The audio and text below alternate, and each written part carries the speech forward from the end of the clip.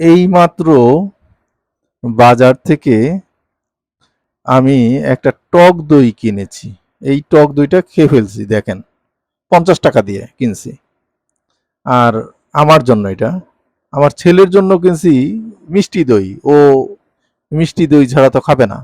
ওর জন্য কাপ দই কিনছি একটা 20 টাকা দিয়ে। এই যে, তো আমার সাদা টক দইটার মধ্যে দেখেন, এই যে সাদা সাদা, আমি প্রথম একটা পড়ছে, আমি চাবায় খেয়ে ফেলছি। আমি মনে করছি কি অনেক বড় একটা পড়ছে, মানে টয়লেট টিস্যুর সাইজ।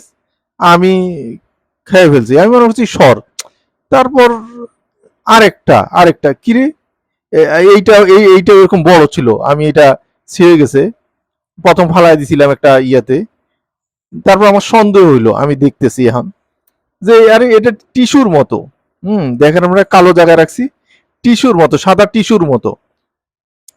যেমন মাঠাতে আমরা এক সময় শুনছি যে মাঠা ঘন করার জন্য টিস্যু দেয়। হ্যাঁ, এইটাও ঠিক।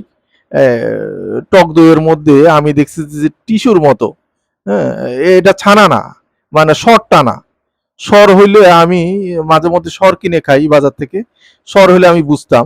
সর কোনটা মোটা থাকে, কোনটা পাতলা থাকে, কোনটা ইয়ে থাকে, কিন্তু এমন না যে ইয়ে হয়ে যায়।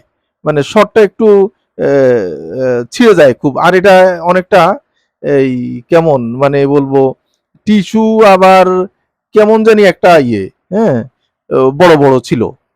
মানে আপনারা যারাই এখন বাজার থেকে আসলে কি কিনে খাবেন, আসলে কিসে যে বিশ্বাস করবেন, কি করবেন? এই গরম সময় পড়ছে, মানুষ দই, মাঠা এই জাতীয় জিনিসগুলো আসলে বেশি খাচ্ছে।